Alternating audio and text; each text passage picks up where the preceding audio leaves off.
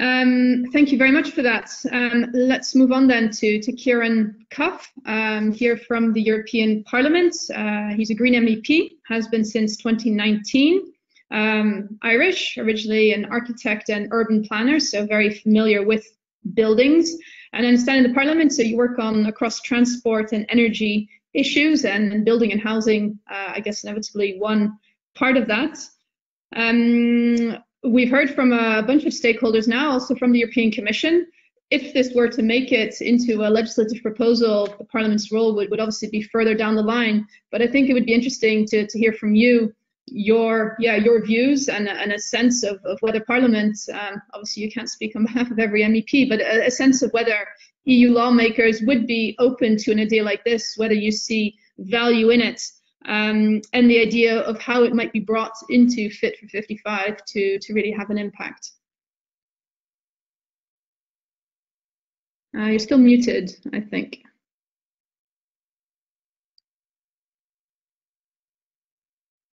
No. Try again.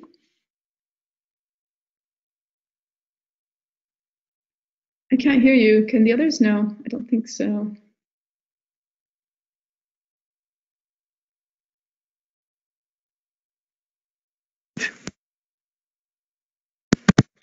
How about if I take the headphones out? How are we now? Yeah, that's perfect. Yeah, that works. Damn headphones. Apologies. Great. Well, we work with the microphone in the iPad, so apologies for the technical glitches. I'm having them all afternoon today for some reason, but at least the call is staying there. It kept going, disappearing on a previous call. But look, I was listening to Sandra. And Sandra, you're so right. So many of the issues that you mentioned, they do come back to the consumer and encouraging the consumer to take the step, particularly towards the deep renovation. And unfortunately, a deep renovation with the insulation and the heat pump, it's not quite the same as a Tesla. It doesn't quite get the admiring looks from the neighbor. I don't know, maybe we need a kind of a hygge label for a deep renovation, or something that tells everybody they've gone for it. They've done this incredible thing to their home. So maybe there's a messaging issue that's there. But I digress. I want to go back to when I was drafting my report on the renovation wave for the Parliament, and I did think it was crucial to have a section on financing and funding the renovation wave. And actually, I looked for a specific EU fund to finance renovation projects, but I couldn't get political acceptance for this across the board, nor indeed from the European Commission.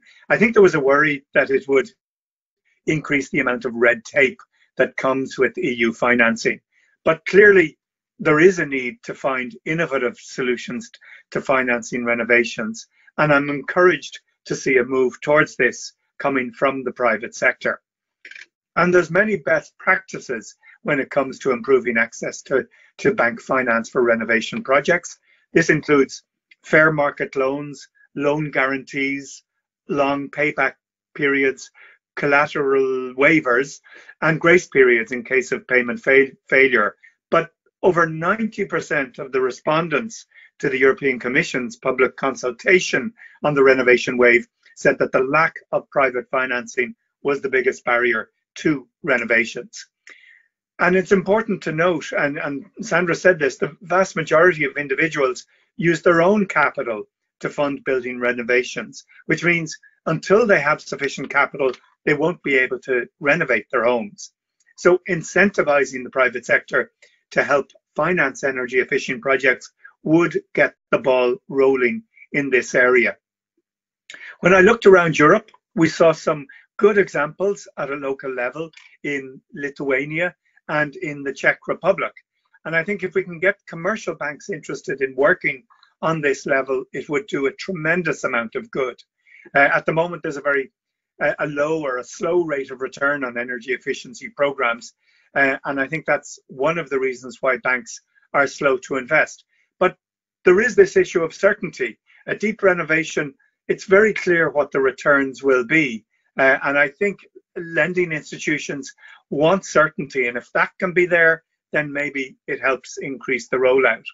So I'd like to see better coordination between the public and private sector on financing, particularly when it comes to low-income homes, low-income family units.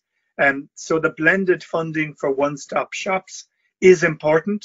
This can be done by incentivizing banks and other financial institutions to make the one-stop shops happen, so the expertise is there for banks and borrowers. And the use of recovery funds at national level can be a low-hanging fruit to help achieve this. Just on the issue of combating energy poverty, it is more difficult for low-income households that don't have the money to access loans or sufficient collateral for renovations. And these are the households that are particularly prone to energy poverty. So for low-income households, and as well as for housing that includes low-income tenants, there needs to be some type of hybrid public-private funding mechanism. And we need to ensure that we don't create a two-tier system that could exacerbate energy poverty in some areas by favouring one type of mortgage holder over another. So I think there is a role for an integrated instrument like mortgage portfolio standards within the framework of the revisions to the Energy Building Performance Directive. And it's exciting to see some banks prioritising things like green mortgages and green bonds. I think KFW are also doing this. So incorporating the energy performance certificate of a building into its owner's mortgage is an innovative approach, and I'd like to see how the commercial banks react to adopting it. Certainly within the Parliament, we will explore every option to ensure that renovations are adequately financed through the member states. So look, in conclusion, I'm saying this certainly can be looked at. I'm so conscious that we need to bring the low-income households with us, and we have to be careful that we don't over-bureaucratize what we do. So I'm enthusiastic. I don't want to say it's going to be in the revisions. A lot depends on what the other political groupings have to say about this. Thank you. Okay, thank you. Thank you very much for that, and for introducing, I think, energy poverty, which we hadn't explicitly talked about. So just to, I guess, to clarify, so you do see potential for an instrument like this to help boost the renovation rate. Well, on the one hand, in parts of Europe where there is still the biggest untapped potential. You mentioned Romania, Czech Republic. I'm thinking Central Eastern Europe. And secondly, could it also help people in energy poverty? I think it could if it's done correctly. Look, I think in many member states we need capacity building within the construction sector.